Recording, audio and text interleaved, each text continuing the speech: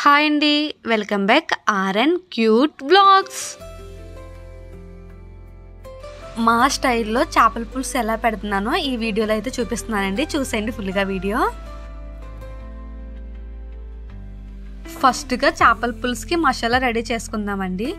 ఉల్లిపాయ, ఒక టమాటా, జీలకర్ర, లవంగాలు, చెక్క, ఎల్లుల్లిపాయ, అల్లము, కొంచెం చేపల పులుసుకి సరిపడా చింతపండు నానబెట్టుకుని ఉన్నానండి. ముందుగానే చేపలు శుభ్రం చేసుకునేసి దానికి పసుపు, కొంచెం ఉప్పు, కారం వేసి పక్కన పెట్టానండి. తర్వాత మిక్సీలో గ్రైండర్ అయితే చేస్తానండి మసాలా.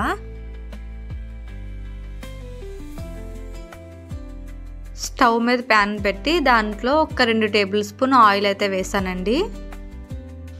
ఆయిల్ వేడైన తర్వాత మనం ముందుగానే ప్రిపేర్ చేసిన మసాలా అయితే అందులో వేస్తానండి.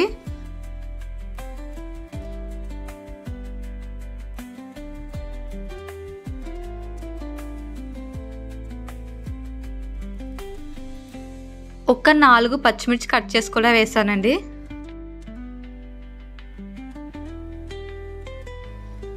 కొంచెం కొత్తిమీర కూడా వేసానండి.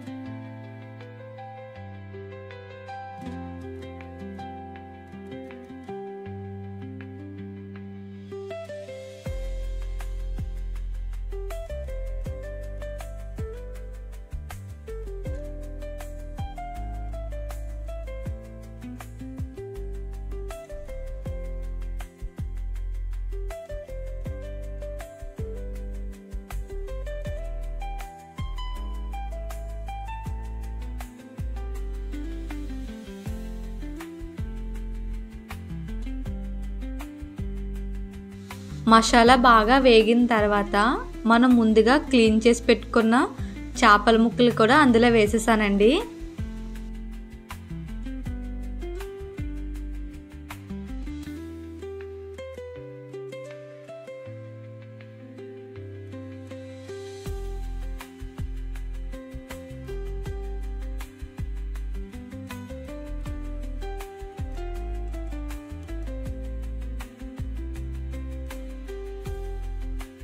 చేపలు వేసిన 2 మినిట్స్ తర్వాత చింతపండు రసం అయితే వేసానండి.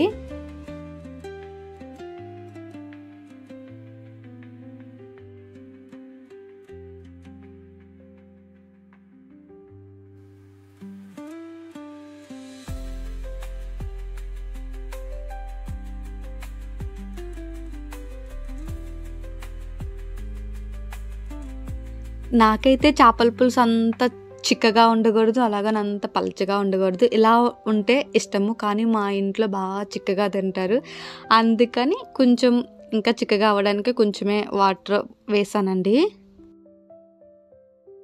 ఆల్రెడీ ఫస్ట్లోనే చేపల్లో ఉప్పు, కారం వేసాను కాబట్టి ఇప్పుడు మనకి టేస్ట్కి సరిపోయే ఉప్పు, కారం అయితే వేస్తున్నానండి.